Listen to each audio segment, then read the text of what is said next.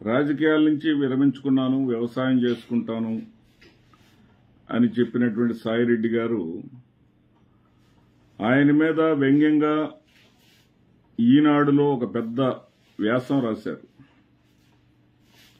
సత్యహరిశ్చంద్ర మాయా మచ్చేంద్ర అంటూ. దాని మీద ఆయన ఏమీ స్పందించలేదు. అదేవిధంగా పచ్చ మీడియా అనేక కథనాలు, గంటలు గంటలు డిబేట్లు పెట్టినాయి. దాని మీద కూడా ఆయన స్పందించలేదు. అసలు సాయిరెడ్డి గారు ఎందుకు రాజీనామా చేయవలసి వచ్చింది? పార్టీ కష్టకాలంలో ఉన్నటువంటి సమయంలో పార్టీ రాజ్యసభ సభ్యత్వాన్ని కోల్పోతే తిరిగి సాధించలేనటువంటి బలహీన స్థితిలో ఉన్నటువంటి సమయంలో తన పదవిని అప్పనంగా బంగారు పళ్ళెంలో పెట్టి కూటమికి ఎందుకు అప్పజెప్పాల్సి వచ్చింది అనేది అది సాయిరెడ్డి గారి మనసుకే తెలియాలి, లేదా జగన్మోహన్ రెడ్డి గారికి సాయిరెడ్డి గారు ఏమైనా చెప్పి ఉంటే తెలియాలి.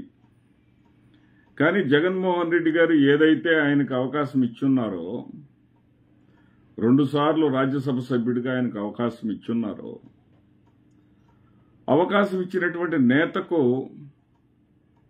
ఆవేదన అనేది సహజంగా ఉంటుంది.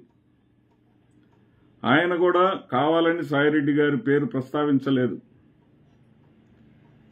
మీడియా వాళ్ళు, విలేకరులు ప్రత్యేకించి సాయిరెడ్డి గారి పేరును ప్రస్తావించి, సాయిరెడ్డి గారి రాజీనామా మీరేమో ఈ రకంగా 2-0 చూడండి అని చెప్పేసి అంటా ఉన్నారు. మరోవైపున సాయిరెడ్డి గారు రాజీనామా చేసి ఉన్నారు అని విలేకరులు అడిగినటువంటి ప్రశ్నకు ఆయన సమాధానం ఇస్తూ,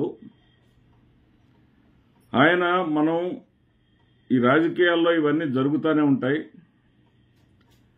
రాజకీయాల్లో నిలబడాలి అంటే, పార్టీ కోసం కట్టుబడి ఉండాలి అంటే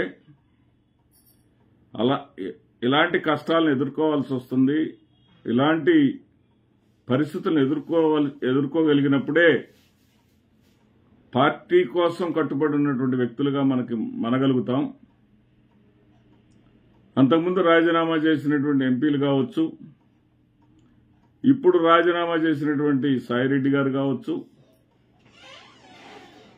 లేదా ఇక ఒకరు ఎవరైనా రాజీనామా చేసేవాళ్ళు ఉంటే వాళ్లైనా కావచ్చు, వీళ్ళందరూ కూడా ఎలాంటి ప్రలోభాలకు తలొగ్గారో, ఏమైనా భయపడ్డారో, ఏమి జరిగిందో వాళ్లకే తెలియాలి అని చెప్పేసి ఆయన అన్నారు. దాంట్లో తప్పేం లేదు. ఎందుకంటే ఒక నాయకుడిగా వాళ్ళని నమ్మి, వాళ్ళ మీద విశ్వాసంతో, వాళ్ళ మీద నమ్మకంతో, వాళ్ళకి రాజకీయాల్లో పెద్ద పదవుల్ని అవకాశం కల్పించినప్పుడు వాళ్ళు పార్టీని దెబ్బతీసి ఎదుటి పార్టీ వాళ్ళకి అవకాశం ఇచ్చే విధంగా పార్టీని దెబ్బతీసినప్పుడు ఆ పార్టీ నాయకుడిగా జగన్మోహన్ రెడ్డి గారికి ఉండేటటువంటి ఆవేదన మనం అందరం అర్థం చేసుకోగలం. జగన్మోహన్ రెడ్డి గారే ఆయనకి పార్టీ నుంచి వెళ్లిపోయే పరిస్థితులు కల్పించారా, లేదా ప్రలోభాలుగా ఆయన లొంగారా, లేదా భయపడ్డారా అనేది మనకెవరికీ తెలియదు, ఒక సాయిరెడ్డి గారు నేరుగా చెప్తే తప్ప. ఆ సాయిరెడ్డి గారు ఏం చేశారు? రాజీనామా చేసినటువంటి సమయంలో నేను దేనికి లొంగను, దేనికి భయపడను, ఏ ప్రలోభానికి లోను కాలేదు, నా వెనక ఎవరూ లేరు, మరి నాకు ఇన్ని అవకాశాలు ఇచ్చినటువంటి జగన్మోహన్ రెడ్డి గారికి, భారతమ్మ గారికి, అదేవిధంగా నాకు సహకరించినటువంటి ప్రధానమంత్రి గారికి, నరేంద్ర మోడీ గారికి, అమిత్ షా గారికి కూడా ధన్యవాదాలు తెలియజేశారు. ఆయనకు సహకరించారని చెప్పుకున్నారు. మరి ఆ సందర్భంగా ఆయన ఇచ్చినటువంటి వివరణకి చాలా మంది, వేలాది మంది వైఎస్ఆర్సీపీ అభిమానులు ఆ ట్విట్టర్లో స్పందించారు. ఈ రోజున పచ్చ మీడియా కావచ్చు, చంద్రబాబు నాయుడు గారి కోసం పనిచేసేటటువంటి ఒక సెక్షన్ ఆఫ్ పర్సన్స్ కావచ్చు, మరి సాయిరెడ్డి గారి మీద అనేక విమర్శలు చేసినప్పుడు స్పందించినటువంటి వ్యక్తి విలేకరులు అడిగినటువంటి ప్రశ్నకు నేరుగా జగన్మోహన్ రెడ్డి గారు ఒక మాట అన్నారు. సాయిరెడ్డి అయినా కావచ్చు, రేపు వెళ్లేవాళ్ళు ఒకళ్ళైనా కావచ్చు, గతంలో వెళ్లిన వాళ్ళని ఆయన జనరలైజ్గా చేసి మాట్లాడారు. సాయిరెడ్డి గారి మీద ఏ విధమైనటువంటి అభియోగాలు చేయలేదు, ఏ విధమైనటువంటి ఆరోపణలు చేయలేదు. మరి ఏ కారణమై ఉంటుందోనండి ఆయనే చెప్పాలి అని చెప్పేసి ఆయన అన్నారు. దాంట్లో ఇక్కడేం తప్పు కనపడలా. కానీ జగన్మోహన్ రెడ్డి గారి నోటి వెంట నుంచి సాయిరెడ్డి గారి పేరు రాగానే సాయిరెడ్డి గారికి మాత్రం వివరణ ఇవ్వాలనిపించింది. ఆయన మరి వ్యవసాయం చేసుకునే ఆయనకి వివరణ ఎందుకు ఇవ్వాల్సి వచ్చిందనేది ఆయనే సమాధానం చెప్పాలా. నేను గతంలో పాత వీడియోలో కూడా అడిగాను. నేను అడిగిన మాటని ఆయన రెండోసారి ప్రెస్ మీట్ పెట్టినప్పుడు ప్రెస్ మీట్లో కూడా ఆయన అంగీకరించాడు. నేను అడిగిన మాట ఏంటంటే, వైఎస్ఆర్సీపీ ఆధిక్యంలో ఉన్నప్పుడు రాజ్యసభ స్థానాన్ని గెలుచుకోగలిగిన స్థితిలో ఉన్నప్పుడు ఇచ్చినటువంటి సీటుని గెలుచుకోలేని స్థితిలో మరి వైఎస్ఆర్సీపీకి రాజీనామా చేయటం, సభ్యత్వాన్ని కూడా రాజీనామా చేయటం అనేది ఖచ్చితంగా పార్టీని దెబ్బతీయటమే అని చెప్పేసి నేను అన్నాను. దానిని ఆయన అంగీకరించాడు. ఆయన చేసినటువంటి ట్వీట్లో కానీ, ఆయన చెప్పినటువంటి ప్రెస్ మీట్లో కానీ చాలా స్పష్టంగా ఈ సమయంలో నేను చేసినటువంటి దానివల్ల వైసీపీ ఆ స్థానాన్ని కోల్పోయేటటువంటి పరిస్థితి ఉన్నప్పటికీ కూడా నేను రాజకీయాల మీద ఆసక్తి లేక నేను ఈ పని చేశాను అని చెప్పారు. కానీ ఈ రోజున జగన్మోహన్ రెడ్డి గారు ఏ భయపడ్డారో, ఏ ప్రలోభాలకు లోనయ్యారో అనే దానికి మాత్రం ఆయన ఉలిక్కిపడ్డారు.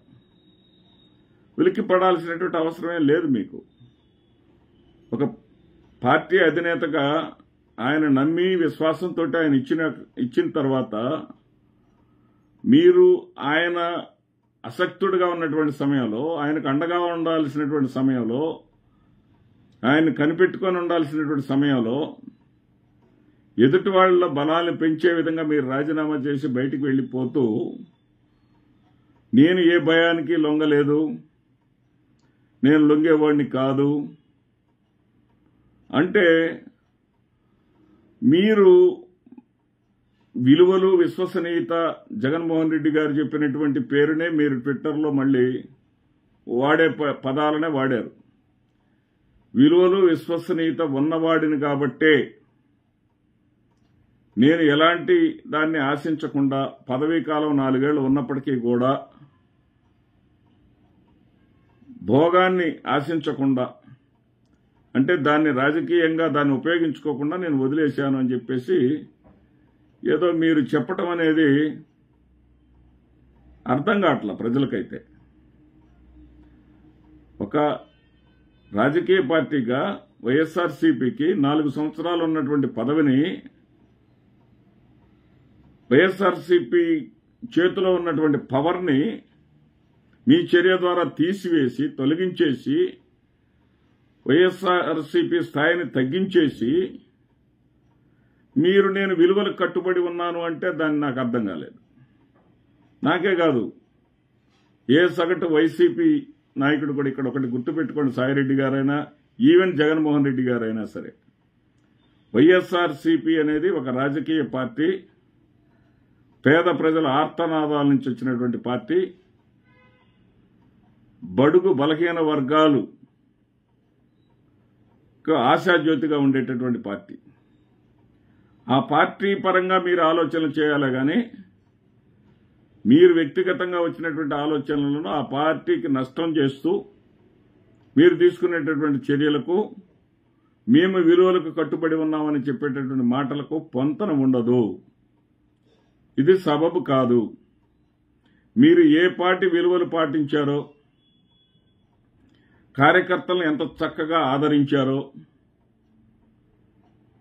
సాయిరెడ్డి గారు మీకే చెప్తున్నా, కార్యకర్తలు మీ అనుమతి పొంది మీరు రమ్మన్న సమయానికి వస్తే కూడా వాళ్ళకి మొహం చాటేసి కనీసం మీరు రావద్దని ప్రారంభించే వాళ్ళు చాలా దూరం నుంచి మీరు రమ్మన్న ప్రదేశానికి వచ్చేటప్పుడు 300-400 కిలోమీటర్ల నుంచి వాళ్ళు బయలుదేరి మీ దగ్గరకు వస్తూ ఉంటే కూడా వాళ్ళ ఫోన్లు ఎత్తకుండా వాళ్ళకి సమాధానం చెప్పకుండా తీరా మీ దగ్గరకు వచ్చిన తర్వాత మీరు లేరు అని చెప్పేసి ఇంటి దగ్గర ఉన్నటువంటి వాళ్ళ చేత చెప్పించడం అనేది